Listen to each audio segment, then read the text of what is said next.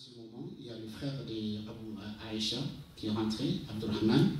Il avait un siwak, ses bâtons, dans la main. Le prophète il lui gardait. Et Aïcha, il va lui dire, oh prophète, tu veux siwak? Il fait signe oui. Et Aïcha, elle prend, elle tourne le siwak, elle marche de l'autre bout, elle donne au prophète, le prophète sallallahu alayhi wa sallam, il va se brosser les dents avec. Et ensuite, le prophète sallallahu alayhi wa sallam, il va lever le regard vers le ciel. Il disait, plutôt les compagnons sublimes, plutôt les compagnons sublimes. En fait, en ce moment, c'était le dernier choix. En fait, l'ange propose au prophète s'il veut joindre Dieu ou bien rester plutôt, je préfère le joindre. Et le prophète, sallallahu alayhi wa sallam, il va rendre l'âme à son Seigneur et dans le bras de Aïcha radiallahu anha. En ce moment,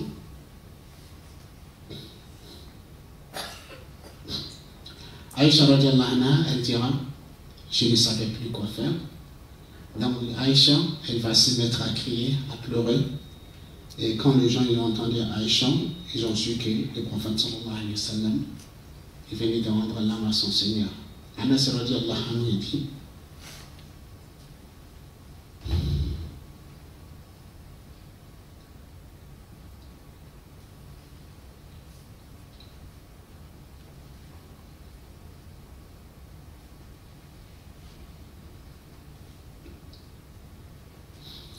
Anas radiallahu anhu, il dira les jours les plus sombres de Médine. C'était les jours où le prophète sallallahu alayhi wa sallam est décédé. Donc quand les gens ils ont appris que le prophète est décédé, ils n'arrivaient pas à croire. Il y a certains qui disent non, c'est pas possible, c'est pas vrai, le prophète il n'est pas mort. Et Omar radiallahu anhu, il va rentrer dans la mosquée, il va prendre son épée. Et il dit, si j'entends quiconque qui dit que le prophète est mort, je lui couperai la lame, je lui couperai les mains et les pieds.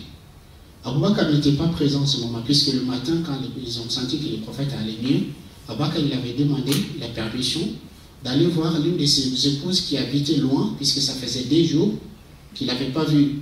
Et le prophète il avait autorisé. Donc Abu Bakr c'était là-bas. On est allé informer Abu Bakr radiallahu anhu que le prophète est décédé. Abu Bakr il vient, il rentre chez Aïcha, donc le prophète est allongé, couvert. Il découvre le visage du prophète sallallahu alayhi wa sallam. Il l'embrasse sur le front. Ensuite il dit, combien?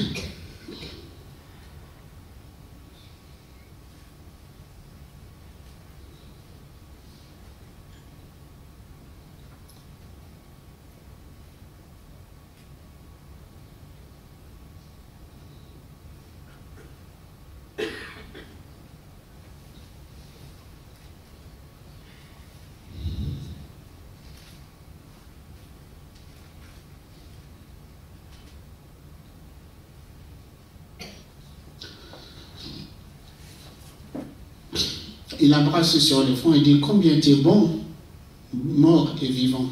Il dit, certes, tu viens de goûter à la mort qui t'a été prescrite par Dieu. Tu ne connaîtras pas aucune autre mort. Et Abu Bakr sort, les gens ils étaient dans la mosquée, en fait, ils étaient choqués, tellement ils étaient sous le choc, ils n'arrivent pas à réaliser. Omar il est là, il disait aux gens, quiconque qui dit que le prophète est mort, je lui couperai la langue. Et Abu Bakr il essaye de calmer Omar, Omar il n'écoutait pas. Abu Bakr il va pousser Omar, il montera sur le minbar, il dira aux gens, sachez bien que celui qui adorait Mohammed, qu'il sache que Mohammed est mort. Mais quant à celui qui adorait Allah, qu'il sache que Allah est éternel, il ne mourra jamais. Ensuite il récite à ces versets, وَمَا مُحَمَّدٍ إِلَّا رَسُولٌ قَدْ خَلَتْ مِنْ قَبْلِهِ الرُّسُلُ أَفَإِنْ مَاتَ أَوْ قُتِلَ انقَلَبْتُمْ عَلَى أَعْقَابِكُمْ وَمَنْ يَنقَلِبْ عَلَى عَقِبَيْهِ فَلَنْ يَضُرَّ اللَّهَ شَيْئًا وَسَيَجْزِي اللَّهُ الشَّاكِرِينَ. Mohammed n'était rien d'autre qu'un messager. Il y a eu tant d'autres messagers qui sont passés avant lui. Est-ce que s'il est mort ou il s'est fait tuer, allez-vous revenir sur vos talons? Et quiconque qui revient sur ses talons ne nuira pas Allah. Allah récompensera les reconnaissants. Omar dit, quand j'ai entendu le verset, c'était comme si c'était la première fois que j'entendais ce verset. Omar il est tombé, agenouillé et pleurait.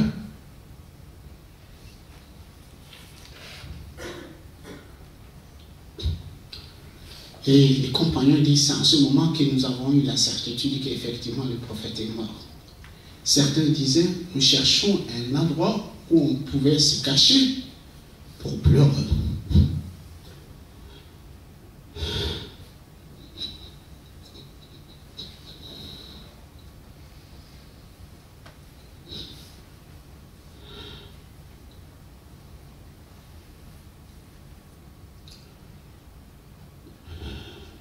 Vraiment, ce jour, c'était un jour très très difficile pour les compagnons.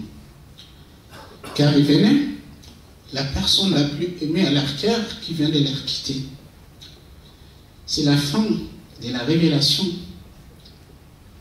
Donc c'était un moment très très difficile pour les compagnons, pour les Médinois. Comme je vous disais, Anas disait, les jours les plus sombres de Médine, c'était les jours de la mort du prophète sallallahu alayhi wa sallam. Donc les compagnons sont restés sous le choc.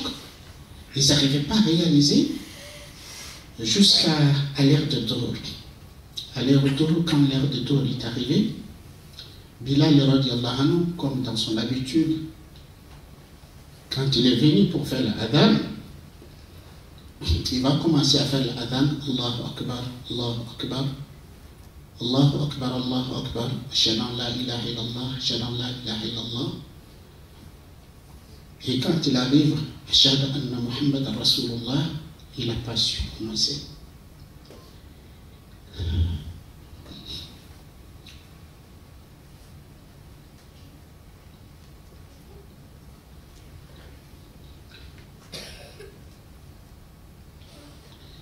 Et c'est éclaté en sablon. Il n'a pas pu terminer l'adhan. Après, Bilal, il a dit, à partir d'aujourd'hui, je ne ferai plus l'adhan. Car chaque fois qu'il fait l'adhan, quand il arrive à Ashhadu Muhammad Rasulullah, c'est le rappel du prophète sallallahu alayhi wa sallam. Il ne pouvait plus faire l'adhan, il va décider qu'il ne fera plus l'adhan.